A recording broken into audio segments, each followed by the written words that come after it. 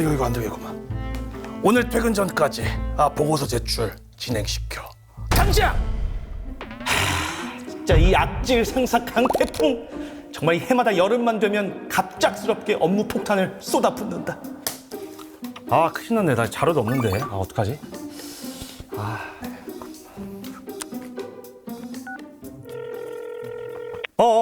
기상아. 저기 급하게 내가 좀 요청할 게 있어가지고 그 보고서에 넣을 자료 좀 혹시 좀 보여줄 수 있을까? 30분? 일단 알겠어. 30분 기다릴게.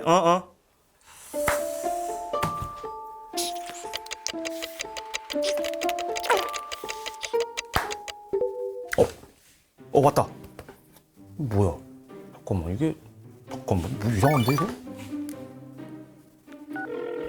지금 보내준 자료 내가 지금 보고 있는데 이거 대한민국의 어떤 경로로 태풍이 오는지 지금 이 자료에서는 잘 보이지가 않는데? 어쩔 수 없잖아. 대한민국에서 스스로 촬영한 위성 자료가 아니니까.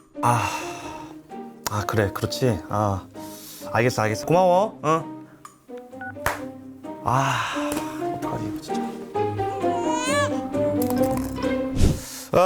라떼는 말이죠. 이 만약에 태풍이 딱 오잖아요. 자, 그럴 때면 우리나라는 일본 등의 다른 국가들로부터 위성 자료를 받아봐야만 했습니다. 2010년까지만 해도 그랬죠. 이 자료를 30분에서 1시간 간격으로 받다 보니까 이 빠르게 변하는 기상 상황에 어떻게 제대로 대응하기가 어려웠겠어요. 일기예보를 정확하게 하기가 어려웠겠어요. 그렇죠. 어려웠겠죠. 자, 물론 이런 환경에서도 대한민국 기상청은 끊임없이 발전하고 또 발전해 왔습니다. 외국의 기상위성 자료를 수신하고 분석하는 기술이 거의 선진국 수준까지 올라온 거죠. 하지만 지구온난화 등의 영향으로 이 기상재해가 갈수록 증가하고 있는 상황에서 우리 국민을 좀 안전하게 지키려면 우리나라도 갖고 있어야 했습니다. 뭐를요?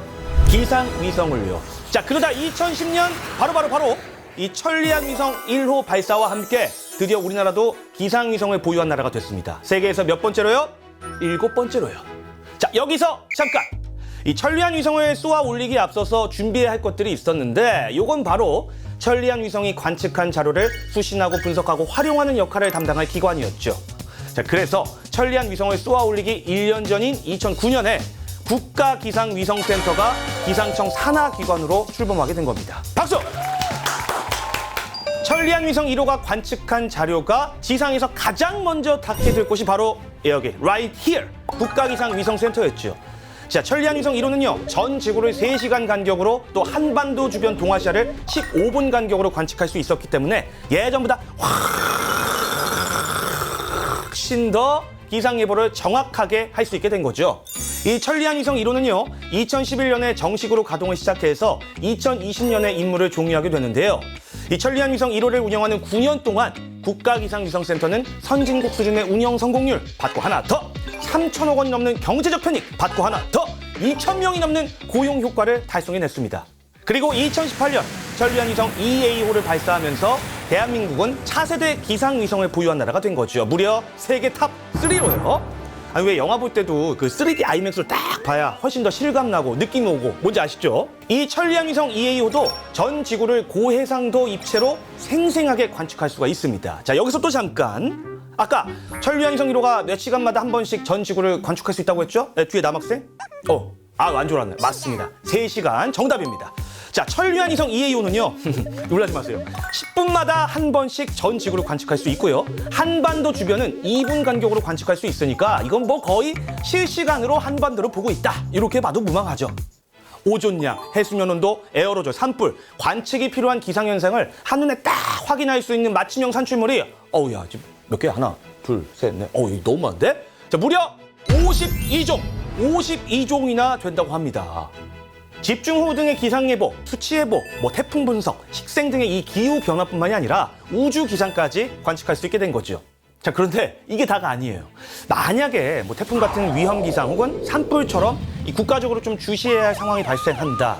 자, 이럴 때는 관측 영역을 특정 영역으로 좁혀가지고 2분 간격으로 고정 혹은 추적 관측하는 특별 관측을 하게 되거든요. 태풍의 중심 위치, 강도, 이동 경로 등의 분석을 바탕으로 해서 태풍 실황과 예측 정보를 신속하게 제공함으로써 주변 국가들에도 큰 도움을 주고 있죠. 아마 많이들 기억하실 겁니다. 2020년에 호주에 산불 크게 났던 거 기억나시죠? 자, 우리나라 기상청은요, 자체 기상위성이 없는 호주 정부의 요청을 받아서 산불 탐지 그리고 분석 영상을 제공함으로써 감사 서한을 받기로 했습니다. 여기서 또 끝이 아닙니다. 국가기상위성센터 훨씬 더 정확하고 명확한 예보를 위해서 이 천리안 위성 EAO가 만들어내는 자료 외에도 각국의 기상위성 20여 개의 자료를 안테나와 지상통신망으로 수신하고 있거든요. 자, 이 자료들은요, 국가기상위성센터의 처리와 분석 과정을 거쳐서 방송국, 군, 지자체, 국가기관, 연구기관, 대학 등 기상 정보가 필요한 국내 기관과 민간 업체에 실시간으로 제공되고 있습니다.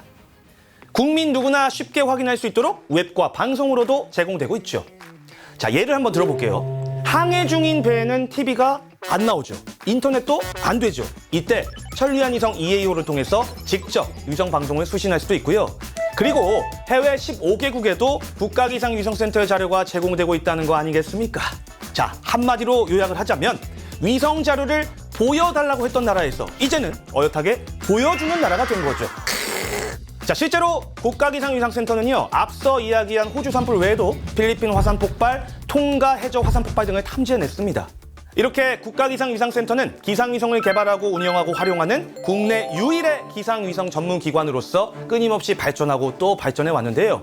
앞으로도 국가기상위성센터는 위험 기상을 예측하고 기상재해에 대비하는 능력을 향상하는 건 기본이고요.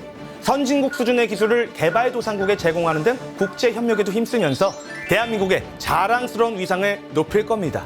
이제 대한민국 하면 어엿한 위성 운영국 아니겠습니까? 천리안 위성은 지구의 자전 속도와 똑같은 속도로 지구를 따라 돌면서 24시간 내내 우리나라 상공을 지켜보고 있는데요. 자, 이런 천리안 위성처럼 국가기상위성센터 역시 24시간 내내 국민 여러분의 현재와 미래를 지켜보고 있으니까요. 앞으로도 많은 관심과 응원, 사랑, 애정 부탁드리겠습니다.